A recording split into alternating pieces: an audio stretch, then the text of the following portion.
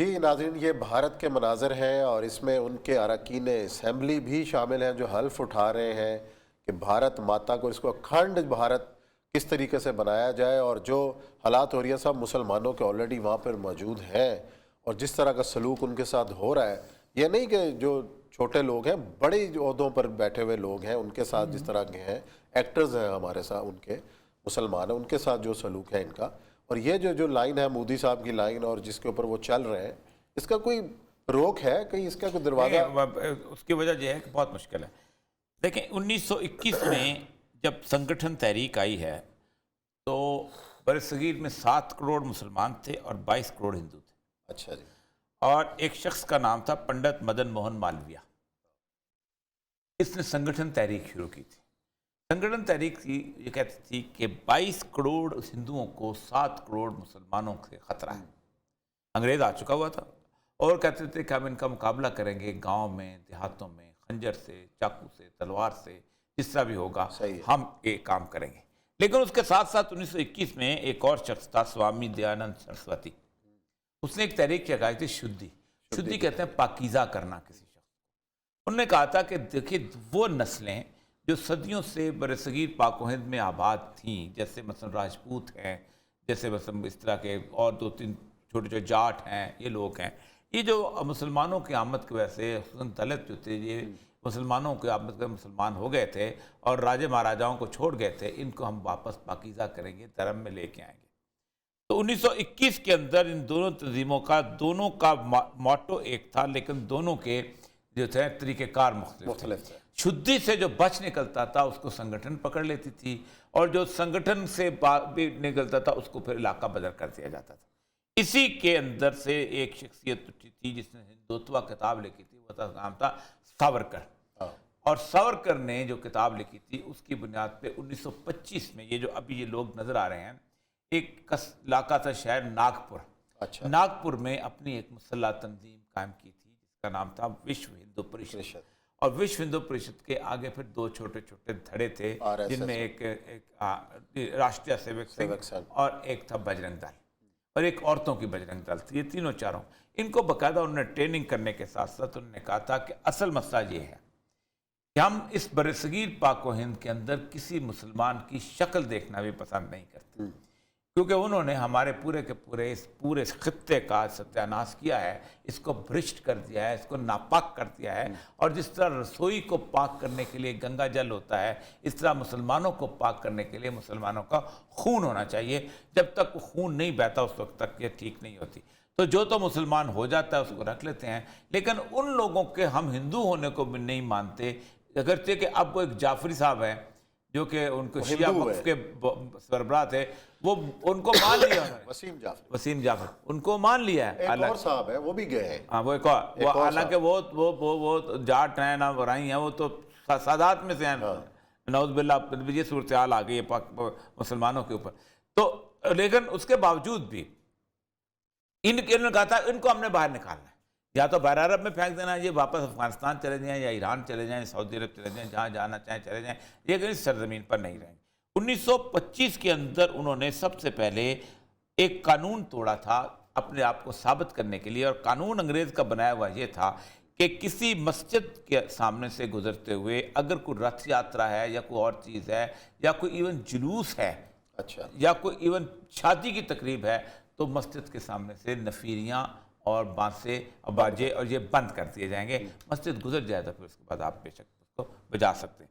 तो उन्होंने सबसे पहले वहाँ पर एक यात्रा निकाली थी और मस्जिद के सामने उन्होंने वो बैंड बजाए थे जिस पर बाकायदा फसादात हुए थे और कुछ लोग गिरफ्तार हुए थे। लेकिन ये मुस्तकिल चलते रहे। अब देखें, कहा जाता है कि मुसलमानों ने बरसगीर को तकसीम किया, नहीं, मुसलमानों को रहने के काबिल रहने ही नहीं दिया गया था। 1925 से लेकर 1947 तक ये अपनी तंजीम को आहिस्ता आहिस्ता आहिस्ता आहिस्ता मजबूत करते रहे। और उसके मुकाबले के अंदर 2 तंजीमें जो थी अंग्रेज़ ने बनाई थी, वो बेसिकली वो पाकिस्तान में, एक तो कांग्रेस थी, उसका भी पहला सदर जो अंग्रेज़ था, दूसरा मुस्लिम लीग का भी पहला सदर अंग्रेज़ था। अच्छा, जो तो उसका वो भी बेसिकली एक वेलफेयर किस्म की मूव। लेकिन फिर मुसलमान जो थे उसके अंदर उनकी लीडरशिप नवाब सलीमुल्लाह खान वगैरह ये लोग जब आए, फिर आगा खान वहाँ पहुँचे, तो उन्होंने बिल्कुल और तरह का। इसी तरह कांग्रेस की लीडरशिप जो थी वो भी हिंदू उनके नेहरू ख़ानदान के हाथ में आ गई और गांधी उनका बेसिकली परमात्मा और महात्मा और पता नहीं क्या बनता चला गया। यही वो लोग थे कि जिन्होंने कहा था कि तुम इसको हिंदुस्तान की तकसीम हम नहीं चाहते, इसीलिए गॉडसे जो था उसने 1 साल के अंदर अंदर गांधी को कत्ल कर दिया था और आज तक वो गॉडसे का दिन मनाते हैं। इसीलिए वो नेहरू ख़ानदान को गालियां देते हैं और पटेल को, वल्लभ भाई पटेल को ऊपर समझते हैं, क्योंकि समझते हैं कि वल्लभ भाई पटेल वो शख्स था कि जो मुसलमानों के ख़िलाफ़ था। और इसीलिए उन्होंने आप देखा होगा मोदी ने सबसे बड़ा मुजस्मा इस वक्त जो है वो गुजरात में वो लगाया है, वो वल्लभ भाई पटेल का मुजस्मा लगाया है, क्योंकि वो कहते थे कि पटेल ही हमारी आरज़ू और उमंगों का तर्जमान था, क्योंकि पटेल ना होता तो ये कश्मीर जो था ये नेहरू ने दे दिया हुआ था। उसने नेहरू ज़्यादा था कि चाहे चाहे कश्मीर, वो उसने फिर फौजें भेजी, सब कुछ किया और आगे जाके, क्योंकि वो उस वक्त वज़ीर दिफा था नेहरू कैबिनेट के अंदर। ये वो सारी की सारी चीज़ जो थे पलती पलती पलती पलती 1980 आ गया। अब देखिए कितना लंबी प्लानिंग और कितना लंबा काम। हिंदुओं के बारे में एक पूरे त्यौहार के अंदर ये बात थी कि कोई हिंदू जब त्यौहार पे जाए, बेचारे वो कुंभ के मेले में जाए या हरिद्वार के मेले में जाए, हथियार घर में छोड़ के आए। अच्छा, क्योंकि हथियार जो है ये लाजमी, उनका आप देखा होगा कि पंडित भी हथियार नहीं लेके चलते, उनके नांगे जो है वो तो कपड़े नहीं पहनते, तो सारे के सारे वो मेले के अंदर घूम रहे होते थे। लेकिन 1921 में उन्होंने कहा नहीं, हथियार बुनियादी तौर पर ये तो हमारे कौरव पांडवों के अंदर हमारी कर्ण और अर्जुन की जो है वो रिवायत है, तो हम कर्ण और अर्जुन की रिवायत जो उसको छोड़ रहे हैं, तो हम तलवार लेके निकलेंगे। और हमारे राजा महाराजों की सूरत है, तो उन्होंने तलवार लेके बाकायदा मेलों में, कुंभ के मेले में, हरिद्वार के मेले में उसमें जाना शुरू किया। बनारस में भी जब यात्रा पे जाते थे, और एक मिलिटेंसी जो थी उसके अंदर, अब ये दुनिया कोई इस मिलिटेंसी में बात नहीं करती।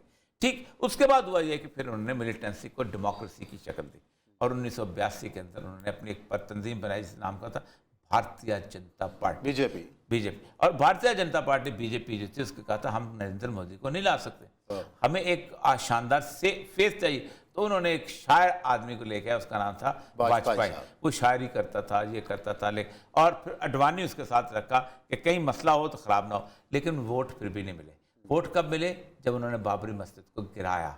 जब बाबरी मस्जिद को गिराया, हिंदू मुस्लिम फसादात हुए, तो हिंदुओं को एक छतरी के नीचे इकट्ठा किया। अब भी सूरत हाल ये है कि वो दोबारा इस सारी सूरत हाल को खड़ा करना। अब गुड़गांव जो है उसमें मस्जिद अब नमाज पढ़ने का मसला, सारी जिंदगी मुसलमान जो थे जुमे की नमाज के लिए अलग मैदान इस्तेमाल करते थे। हमारे यहाँ बड़ी बड़ी मस्जिदें बन गई, पहले नहीं थी। जब बादशाही मस्जिद नहीं बनी थी तो वजीर खान की मस्जिद में भी नमाज नहीं होती थी, बाहर पड़ी जाती थी मिंटो पार्क में और जगह पे। लेकिन ये तो औरंगजेब आलमगीर ने आके फिर बादशाही मस्जिद बनाया। तो गुड़गांव में उन्होंने कहा कि हम किसी जगह नमाज आपको नहीं पढ़ने देंगे, अपनी मस्जिद बनाएं। अब वो मस्जिद कब बने, कैसे बने, मुसलमानों के पास पैसा कहाँ से आए, सारा कुछ, तो मुसलमानों का वहाँ जीना दोबर हो चुका हुआ। और मुझे लगता ये है उसकी वजूहात यही है जो ये वीडियो वजह ये है कि एक दिन ऐसा आएगा जब लेवल ये आ जाता है। वो तो 7 करोड़ थे ना, अब तो 24 करोड़ हो चुके हैं। और 24 करोड़ कम आबादी नहीं होती किसी मुल्क के अंदर उथल पुथल पैदा करने के लिए।